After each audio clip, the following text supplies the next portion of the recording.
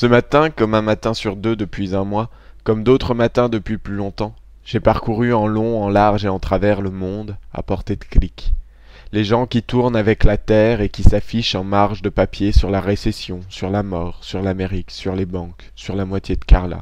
J'ai lu le monde qui nous échappe et dont on sait beaucoup sans vraiment en prendre conscience.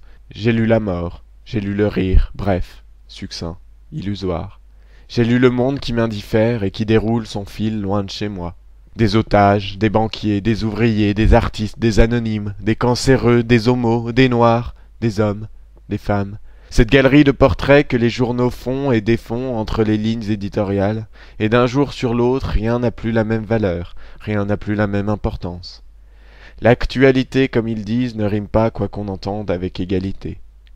Sur le marché de l'information, les valeurs fluctuent et les cours montent et tombent sans cesse et à en perdre haleine.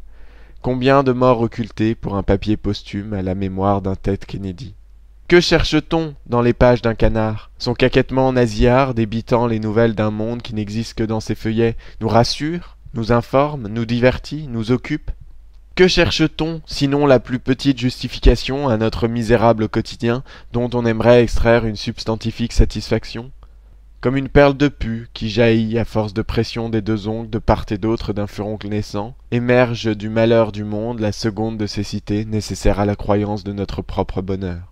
S'entourer de preuves, pester, pleurer, rager contre l'inhumanité des hommes et de leur monde, contre le système, contre les dirigeants, contre les entreprises, contre le grand capital, contre les communistes, contre les moustiques, contre les voitures, contre les voix-bus, contre les trafiquants, contre les passeurs, contre les sans-papiers, contre les racistes, contre les homophobes, contre la gay pride, contre les règles, contre sa propre impuissance face à la douleur d'autrui, contre l'indifférence des grands envers les petits, contre le CAC 40 et le Nasdaq, contre les téléphones portables, contre l'unique barre de réception à mon mobile, contre le clochard, contre celui qui affirme haut et fort qu'il ne donne pas, contre les autres, contre personne, contre soi-même, enfin, de dormir ni mieux ni pire toutes les nuits et de rêver chaque soir en fermant les yeux sur un monde que s'il doit être différent le lendemain, que ce soit seulement pour que tu sois plus heureux.